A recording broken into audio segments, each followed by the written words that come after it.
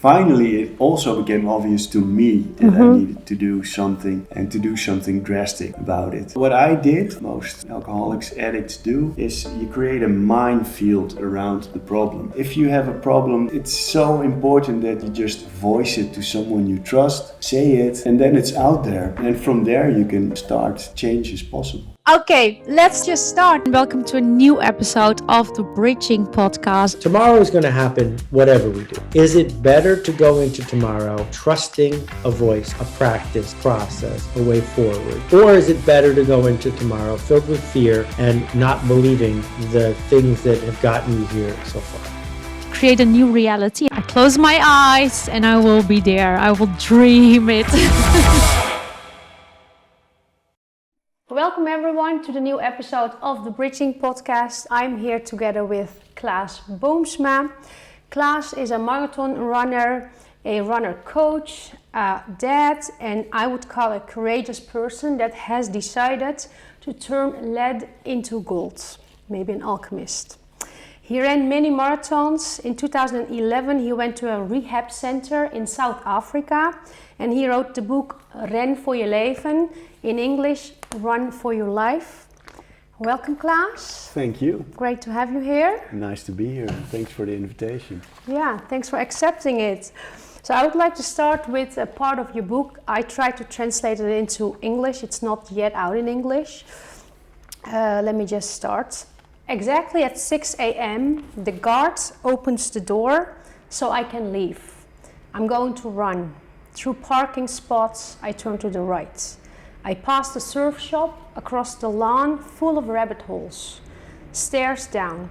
I reach the beach and then turn right.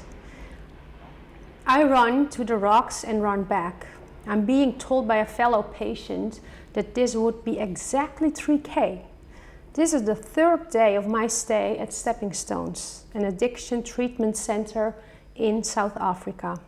My home for the coming is Kommetjie, a place on the Atlantic coast in the south of Cape Town. A newly arrived patient should stay for the first 2 days inside. Afterwards, they may go outside between 6 and 7:30 a.m. without any assistance. In the afternoon, we take another walk with assistance. The rest of the day, doors are locked while we talk, listen, paint, make music, cry, pray, meditate, search, yell, and accept. Yesterday, while looking at the Atlantic Ocean, I concluded that my life had officially failed. Here I am, 37 years old, among addicts in an addiction treatment center. I did not become a successful lawyer or a journalist. No, I was a failure, a liar, an actor, and a loser. My name is Klaas, and I am an alcoholic and addict. Yeah. What does this do with you? It's still, especially the last part, where I say I failed, I'm a liar, and it still gives a little sting. Yeah. So I've come a long way in accepting how my life has gone up until I checked myself into the clinic. Mm-hmm. But there's still parts where I wished things had gone different. Okay. Yeah. And so I called it initially I would call it courageous to turn lead into gold, like an alchemist. If we look at your life before you went to rehab, to this center in South Africa, can you tell us a little bit more and take us to that? Yeah, of course. My inclination to flee, to escape from my thoughts and from myself, basically, is the main issue. That's what I was looking for in using drugs and alcohol, escapism. And it started already at a very young age. I was most comfortable when I was alone in my room, reading a book, Later on, as I got an allowance every week, it was me, a book, and candy. And you, book, and candy from the pocket money you got. Yeah. So I like to read, be on my own, isolate basically, and look for comfort. I think that's what it is. This developed as I grew a little older into when I encountered alcohol, and which was at the age of 13 about. Then I discovered that if I take this substance, the internal the critic in your head, shuts up, and I feel more confident, and I'm not worrying about all kinds of stuff, all kinds of things, and basically, I felt more comfortable. So once I had experienced that feeling, I kept chasing after it during my teen years, and of course it wasn't as intense as it would later become, because I went to school and was pretty okay or successful at it actually, and but every week I went out with friends, and we drank, smoked weed, and this became increasingly like medication basically, and my coping mechanism. And and it kind of kept under control also because I was living with my parents. But as soon as I left the house to go to university in Groningen, it spinned right out of control, and from there it was basically drinking every day. Yeah. And and it went through phases, ups and downs. So I did manage after quite some years to get my degree, and went off to work. But with addiction, eventually the line goes down. Yeah. And so that's in a nutshell. That's where I ended up, and I could keep up the facade for I've kept it up for many years, especially for people that weren't very close. But just before I went into the clinic, everything started crumbling down, and I couldn't hide anything anymore. Yeah. And so it became obvious. Finally, it also became obvious to me that I needed to do something, and to do something drastic about it. Yeah.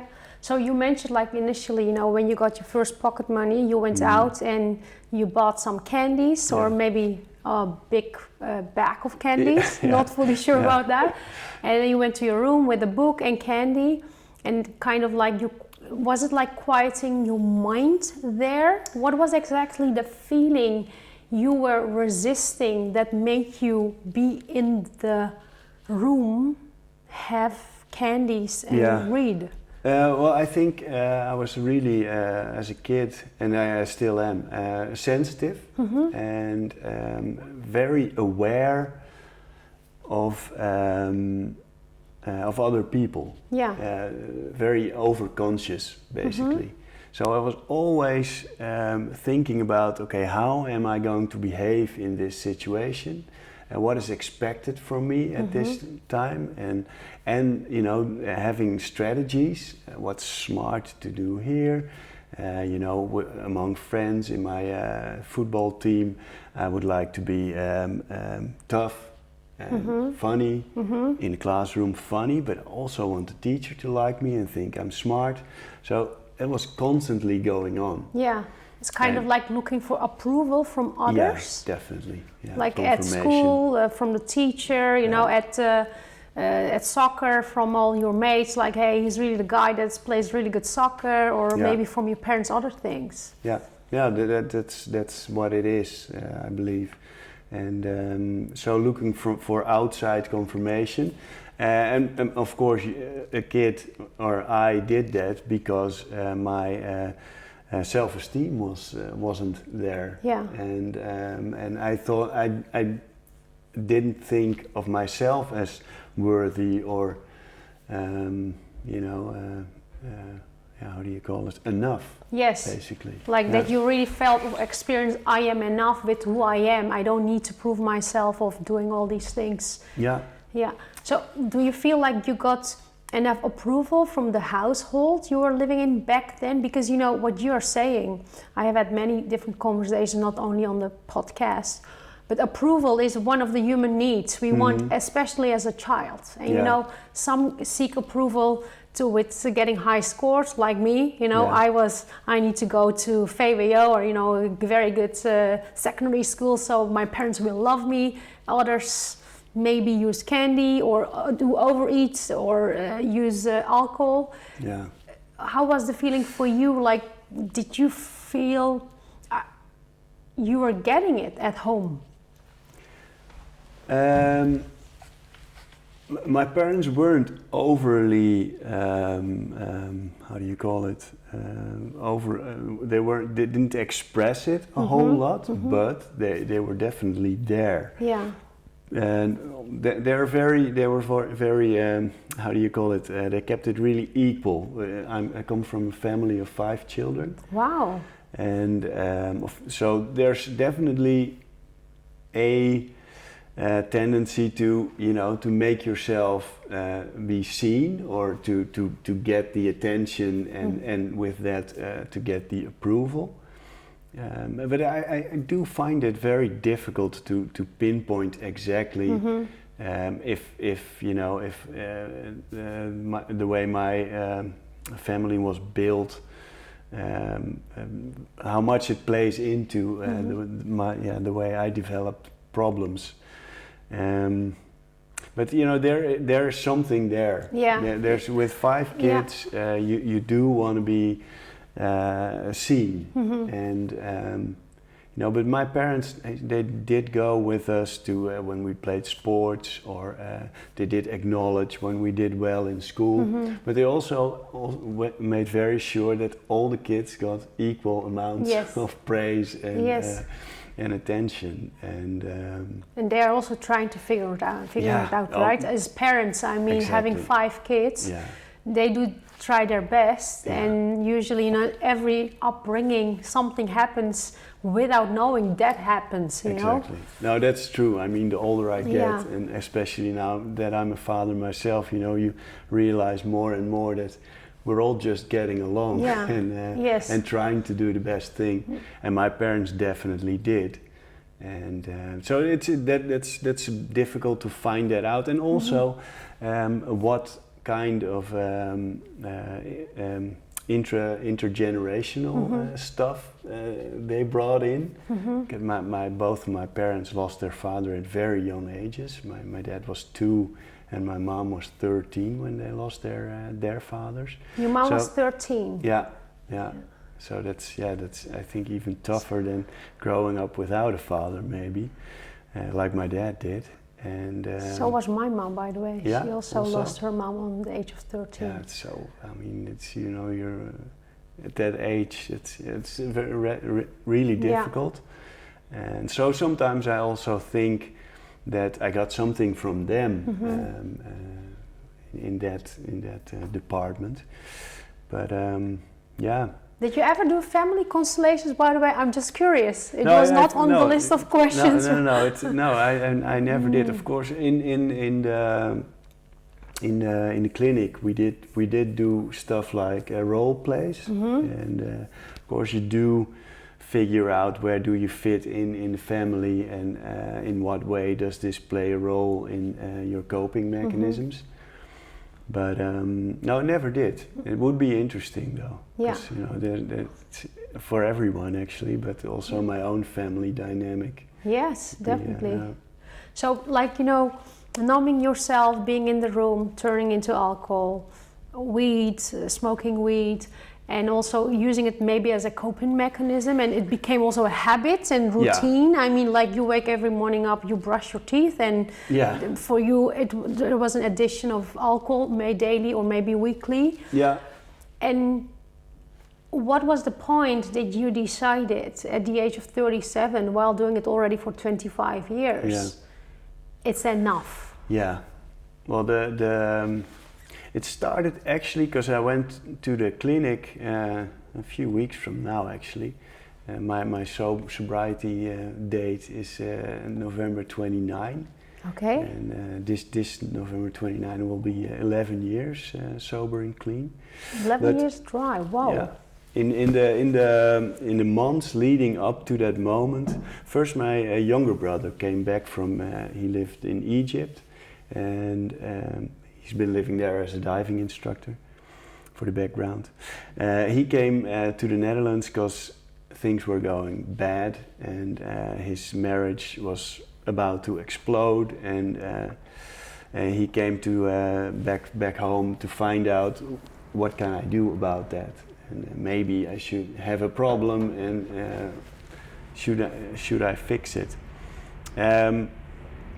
He came in June, I think, and he had a conversation with a psychiatrist specialized in addiction, and it was a brief conversation because the man knew right away you have a substance problem. Yeah.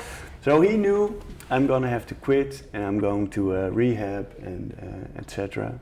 But before he went, him and I just totally went loose for a couple of months.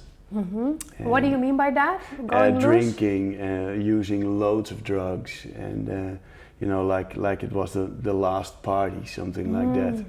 And like that was like he decided to going on rehab. It all came together, but basically when we saw each other, that was always what we did. Yes, let's do it. Yeah, but now it became a little bit grim, I mean, the laughter was over, and I think we both felt that.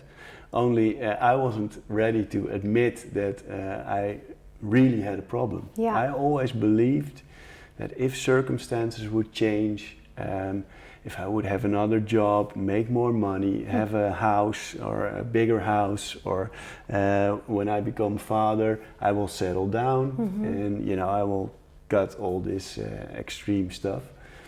And so that was where I was, and he was already at the point, I need to change my life or I will lose everything, including my children. He has 2 children.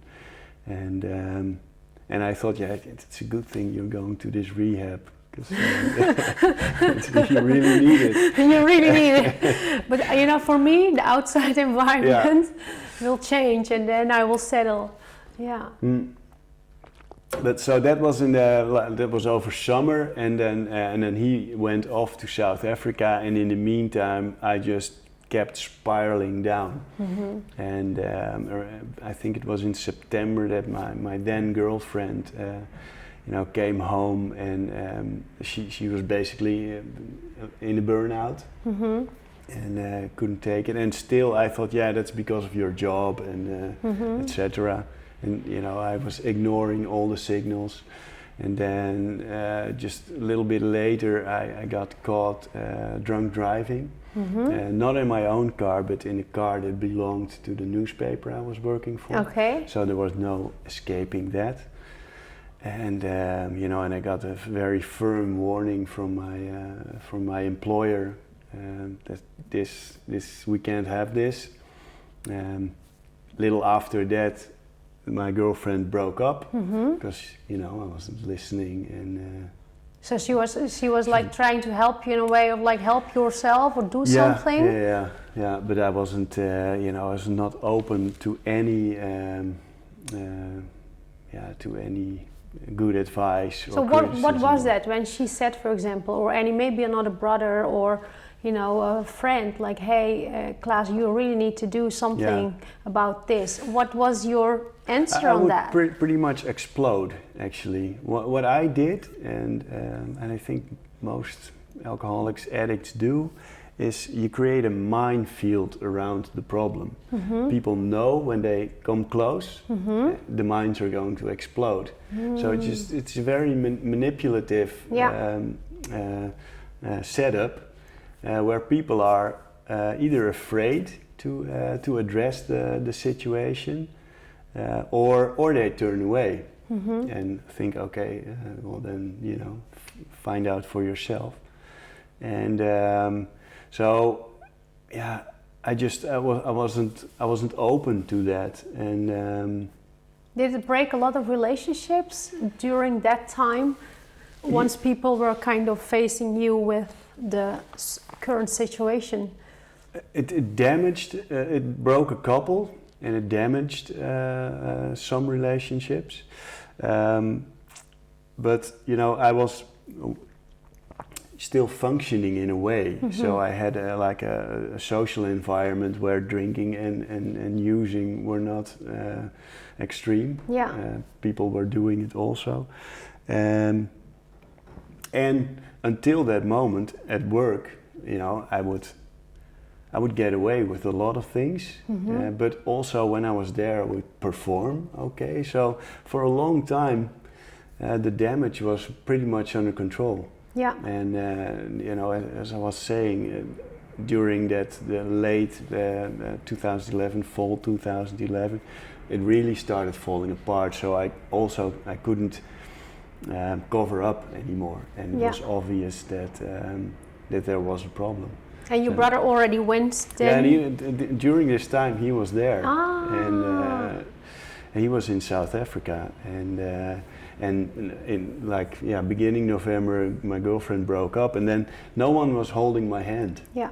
And I didn't feel responsible to answer to anyone, so you know, I just went even further down the road and drinking and using, and then didn't show up at work. And then my employer said, okay, we need to talk again. And I thought, okay, this now I'm going to lose my job also. And as I was going on my bike towards my job to have this talk, I could pretty clearly see, okay, now I'm gonna lose my job, I'm gonna lose my house, because you know I lived there with my girlfriend, couldn't afford living there by myself. So and most of all, when I start drinking, I can't stop. Yeah. And when I start drinking, I'm gonna order Coke. Yeah. And when I start using, I can't stop. So. Yeah, then it became clear I'm going to be homeless for not too long, and so you know you said something. I thought like when the environment changes, when I have more money, when this changes, when I will settle down. You had to change from the inside out. That's what you kind of concluded, or came maybe to an observation like, hey, I have to do something. Yeah. But when we look at the environment, like you were in an environment where it was not extreme when people were drinking or maybe using also cocaine. And honestly, like my own observation is, it's sometimes even extreme if you don't drink. I'm not really a drinker. I drank for many long years, I mean 1 or 2 glasses, because I thought I need to be cool. Everyone is drinking, or people are asking me because of your religion, because whatever, are you pregnant, or this is this, and no, I don't drink. And it's kind of almost like the social pressure you feel.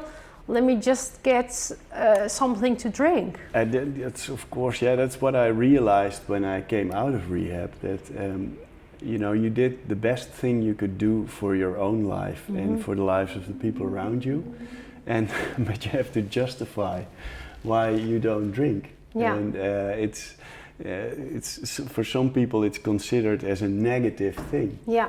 And so the whole culture around, especially alcohol, is insane. Yeah. It's you know, people, of course, you know, are free to do what they want, but it is a toxin, and it causes immense societal problems. It's for a large part, it contributes to domestic violence, traffic deaths, and it's off the wall, and still. It costs almost nothing. For a relative small amount of money, you can get wasted. Yes. And most of all, you know, the culture has become that if there's no alcohol involved, it's not a celebration. Yes. Yeah. So, and it's really it's crazy. And maybe then at that moment, environment really matters in a way. Does. Like you are a runner coach. Now you have a lot of runners in your environment, and maybe it is an assumption, but I think they might think on Friday evening, hey, tomorrow I have this run at 9 a.m. Let me just drink one beer or not drink at all, because tomorrow I need to wake up to go for that run. Yeah, it's a talk I have with people if they want to train for a marathon, and can I still do this? Can I still do that? You could do all those things, but you have to make choices. If you want to run a sub 3 hour marathon, you better not drink in the weeks leading up to it. Yes. If you want to drink, that's okay too, but then that's a choice, and you have to be aware that you're making this choice. And that's interesting. Yeah. And for me also, when I came out of the clinic, I had to make very drastic decisions in that field, because I had learned that I can't drink at all. So not a bit, no gray areas. It's black and white. So for the first year, there was self-realization, like I should not drink because once I start drinking, it does not stop. Or I came into the clinic, and that's it was the leading philosophy there was if you're an alcoholic, are you an alcoholic? If you are, don't drink. Okay. Because 1 is too many and 100 is not enough. And so they explained what alcoholism is to me, and I completely fitted the profile, and didn't find it hard to adopt that view of alcoholism and or drug addiction. And so that's I still think that the time I checked into the clinic was exactly the right time. I was desperate enough to be open to change and willing to change. And willing, I think maybe even more important, willing. You were really having that. So how would you describe your time in the clinic? Like someone that is doing this for 25 years and then coming and then, then did you get a thought like, hey, now actually I feel like having a beer or having something else, and then it's not possible, you're there. What's happening at that moment? The funny thing is that the clinic was next to like a restaurant, and I was there in South African summer, so our winter.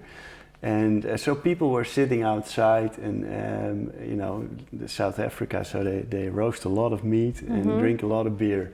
So you sometimes heard the glasses and the bottles, and especially that first week, every time I was outside, I heard the rumor and the glass, and I could just vision. These beer glasses with the dewdrops on it, I kind of know. and my mouth would start watering. But you're in exactly the right place, because you also, it's actually a good thing that you have those thoughts, because you have something to work with. Exactly. And so that there I learned. So if you have a vision like that, play it forward. Because my drinking would not be everyone around the table and fun, and it would end alone in my room with a couple of lukewarm half liters of beer and a pack of Coke, and being sneaky about it, because my girlfriend would be downstairs sleeping, and that's my drinking. And so do I want that? No, so don't have the first one. And so it's like brainwashing, basically, in a very good way. But there you are sitting there in the clinic and the restaurants, all these sounds are going, and then you maybe feel like it. But what is happening exactly with that thought process there? How do you change your thoughts, which follows up with changing your behavior there? Because the listener now might maybe not be an alcoholic, but maybe has an addiction of food or even, I don't know, sex, any other things. And that is kind of also a habit in you that you keep doing it and doing it again. And what could you do if you get this thought of, okay, you plan it, you go to the grocery store, get this beer, but actually you know it's not good, but your body is kind of bringing you there. It has to do with awareness, basically, or consciousness. So there's like, they call it HALT. Are you hungry, angry, lonely, or tired? If you're in one of these states, you have to be aware of triggers. So the next thing is, what are these triggers? It can be emotional, like you have a fight with someone or someone says something nasty to you. And if that happens, you know, you get overwhelmed by emotion, and my inclination would then be suppress it, have drink or use, or for someone else eat, and so you be aware of those situations, and then develop strategies of if one of these triggers happens, what else can I do? And for me, it would be like speak up. And you know, I've been going to AA meetings what is an AA meeting? Alcoholics Anonymous. Okay, alcoholics? Alcoholics Anonymous. Anonymous, like, okay. People will probably know it from movies where they sit around in chairs and, hi, I'm Klaas, I'm an alcoholic. And go, hi, Klaas. That's exactly. I'm Özlem, I'm an alcoholic. Yeah, that's exactly what happens. And there you meet other people. And the first thing everybody does is exchange phone numbers. So if you're in one of these situations, you have someone to call. Yeah. You're not looking for answers or solutions. You know, you can just say, hey, how are you? Well, not too good actually, this and that happened. And for me, that was something completely new, because I wasn't used to talking or sharing my emotions or issues with anyone. Because it doesn't seem like that right now. It seems like you're openly sharing these stories. And not only because you know that's my medicine basically. Of course, running for a part is, but and being open and communicative is maybe far more important actually. And so you don't let stuff fester, and you don't wait for it to explode. So that's what I mean with being conscious, being aware, is basically that. So what's going on, and how can that be? How do you call it? Take the fuse out of it. So do you mind, like, kind of telling us how it was before rehab? Like, you get this feeling, you feel something, and then you're maybe upset, you have a really bad conversation with someone, and then you go to the grocery store, get a beer and drink, and then afterwards you might still get upset at times, right? Or don't you? Like, how does it happen now, that process, and how did it happen then? Yeah, well, then during my addiction, of course, I worked 40 hours a week, so I couldn't always flee right into the inebriation, but I would like eat candy or get another coffee. Well, I wasn't, you know, I already had 6 coffees that day, or smoke. I was a heavy smoker also, and so I would do it in another way. But you know, as soon as I came home, I would start drinking and just push away the negative emotions or feelings, or feelings that I couldn't or wouldn't handle. So if I would have a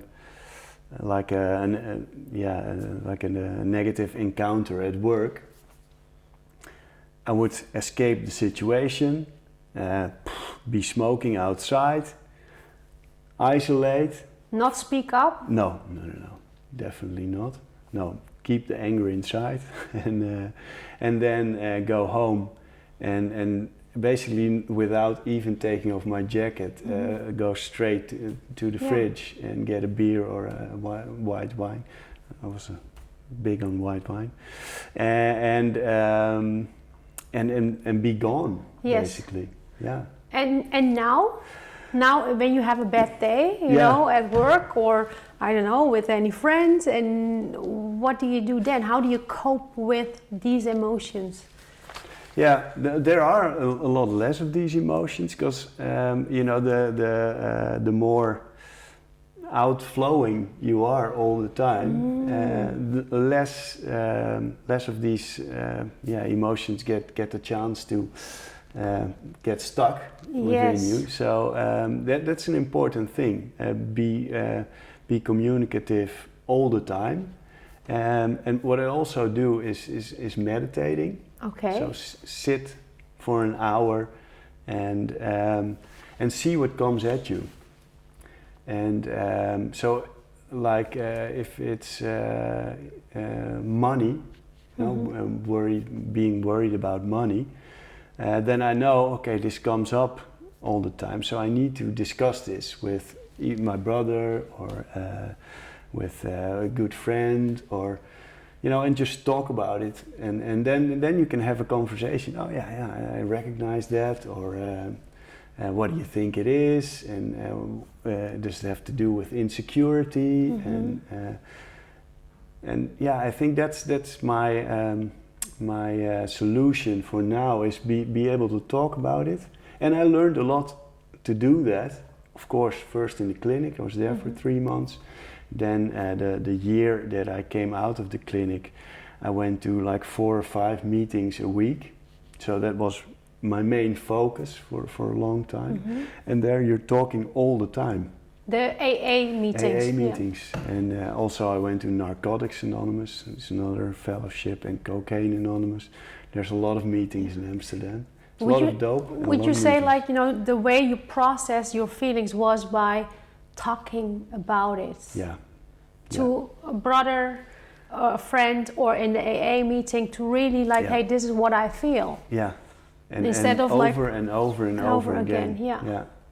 Yeah, because you know what often also happens when anger is kind of an emotion that comes out because you suppress so many things constantly, and then you explode. You're like, hey, now it's enough. Yeah, and you know, you get rid of the anger, but then what comes next for a lot of people is shame. And oh man, I let myself go, or feel guilty about it, and so then you have a new problem. Yeah. And of course it's not bad if you explode every once in a while, but it's about continuity, and just keep talking. That's what works for me, and still, you know, I've been living in a different way for almost 37 years, so I still have to be mindful about it, that I don't slip into my old habits. And do you ever get thoughts about slipping in? Not about drinking or using, but I can feel it when I get craving to eat a lot of Ben & Jerry's now has these vegan options. I like it a lot. I like it a lot I also too. eat it when I don't feel well, by the way. When I feel lonely and I'm like, oh, let me just get it. Well, that's something I can recognize. Okay, now I'm going into that. Or you know, of course, I work in running. I write about it. I give training, but when it becomes obsessive, you know, when I watch like an hour on YouTube on workout videos and stuff, then something's not right. Yeah. And then it's time. Okay, what is it, and how can I address it? So those how do you call it, default settings are still there. Yeah. Do you believe it's fully there, or you know? No, it almost feels for me like I'm not you, definitely. No. But that is you're kind of reprogramming every day again by not giving in to the old feelings or habits you have had, and you're creating new ones. You can create new ones. That's why it's important not to get carried away in it, and stop it at the right time, and be open about it. You know, if I do have these Ben and Jerry moments a lot, and I wouldn't talk about it, I'm creating a new addiction, basically. So if I recognize it, and you know, whatever you put in the light will lose its danger, or its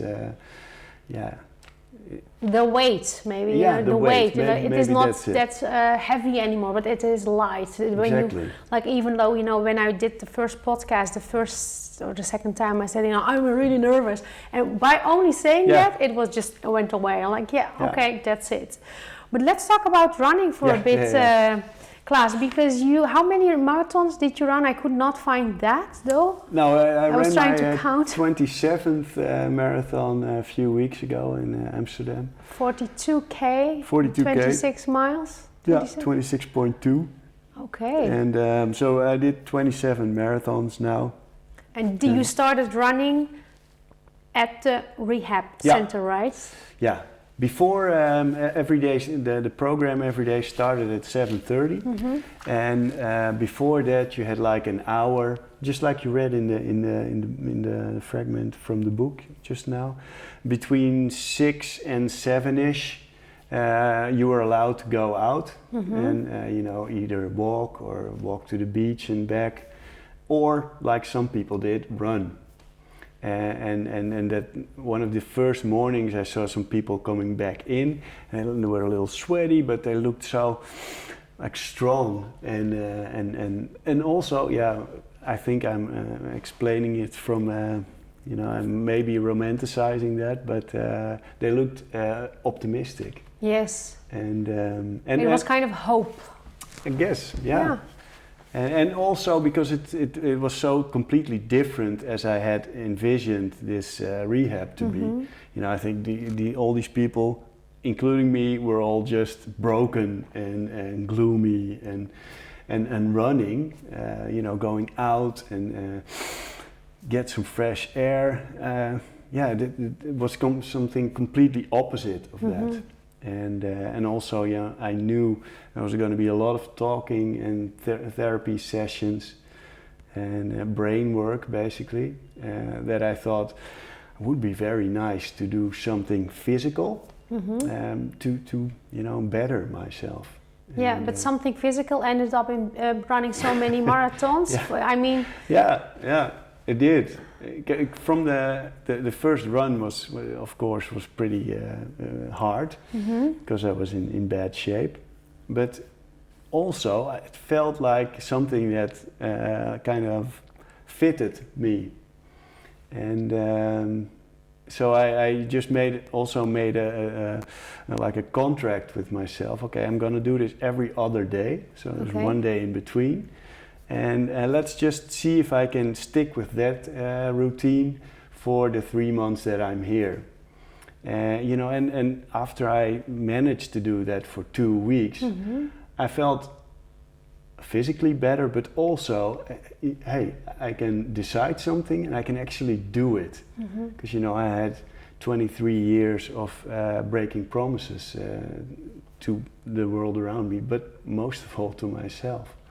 And 23 years of breaking down, and now I had 2 weeks of building up, and of course this went hand in hand with you know, with therapy and the opening up and getting old garbage out, and you know, all the while I was running and slowly building up the kilometers, and it really it became like a very important tool in my recovery toolbox.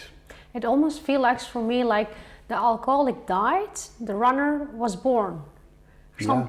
That is the feeling I get from what you're saying, like, because you never ran before, or maybe, you know, some gym. I heard in different podcasts you have been on. So and this runner in you,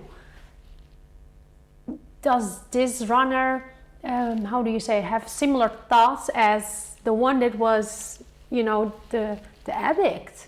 Like, is it an obsession, or is it like you really get a lot of, we all know, like when you go for a run, you get a lot of endorphins and you get happy, but do you also feel if you do not go every other day, but every 2 days not, and then you go again, that you feel like, oh my God, I need to go actually? How is that?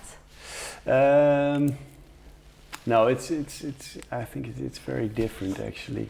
I mean, the same drive is there, because if you're an alcoholic, you really want to drink, and I really want to run. But alcoholic was really negative and pessimistic, and going out and tying your shoelaces is an act of optimism. And tying out your shoelace. You know, and in addiction, I wanted to be alone in here, curtains closed, and have no outside influence. And with running, you know, I go out, and even, you know, that's not why I started running, but you know, I met a lot of new people and made new acquaintances and even friends.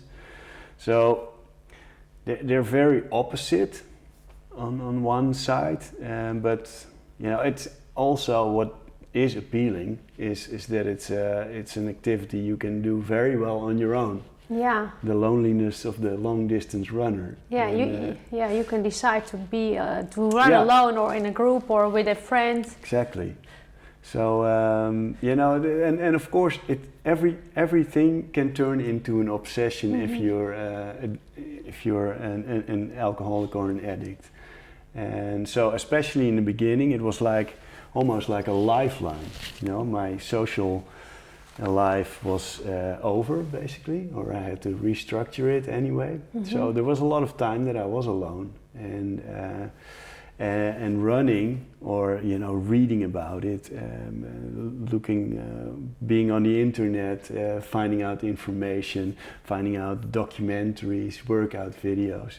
It definitely was obsessive in the beginning, and I have, you know, through the years, I had to, you know, let it find a healthy place, and after a couple of years, I think I've succeeded in that, and now I can get irritable if things don't work out as I had planned them. But it's not like I get cranky, or you know, I just find another way. So the drive you always had, also in your childhood, you used first for something else, and now you're using it for running. Basically, yeah. So you run at the Vondel gym, right? I do a couple of hours. I give training at Vondel gym, but I also have my own running group, Kaboom Running. Okay. And is there a social media account of that? Yeah, there is actually Kaboom Running. It's like that. Kaboom_running. We'll put it in the episode notes. And if people are, you know, looking for information, they also can find it through my normal account, which is also a lot about running. So I would like to actually ask so many more questions, but I know the time. But one maybe a very important question for the listeners, so anyone that is listening right now, who likes alcohol or not, or has maybe any addiction to something, what could be the one next thing you could recommend? And I understand everyone is very different, but one thing, like you recognize something what Klaas now tells you what I actually do. I used to have an eating disorder, so and then I turned sports into my routine, and it became first an obsession, but then you know, this is my kind of like houvast. I don't know what is in English, but it's like my line I need to do, otherwise I can fall back to the other side. But what can someone do? What could be the next step? What changed everything for me was that I said out loud that I had a problem. And that was the thing that scared me the most before it happened, actually, because you know, I thought, then you lose. If you have a problem, then you lose. But saying that out loud had made room for change. Yes. So and for me it was extreme, you know, it's proper alcoholism. But if you have a problem like with eating or watching pornography, it's so important that, you know, you just voice it to someone you trust, say it, oh man, I just have this thing, and then it's out there, and from there you can start. Change is possible. Yeah, change is possible. Good one. Where can people find you, Klaas? Like if they think like, hey, I would like to do running with you or read more about you. Right now, I don't know exactly when this podcast comes out, but right now my go-to would be Klaas Boom at Instagram. And very soon my website is going online. It's called, there will be kaboom.nl. Okay. KBOOM.nl. We will put it in the episode notes all. Okay. So and then the last question. So bridging is about taking the listener on a bridge, sometimes to a familiar place, sometimes to a new place. If you could take today the listener to that bridge, from that bridge to somewhere, where would that be? Ooh. I'd say go outside and lace up your shoes. Lace up your shoes and go outside. That's a good one. Thank you so much, Klaas. I really appreciate it so much that you are here. I hope and think for sure that the listener and the watcher on YouTube have enjoyed this. So thank you for watching and listening. See you later again. And thank you so much.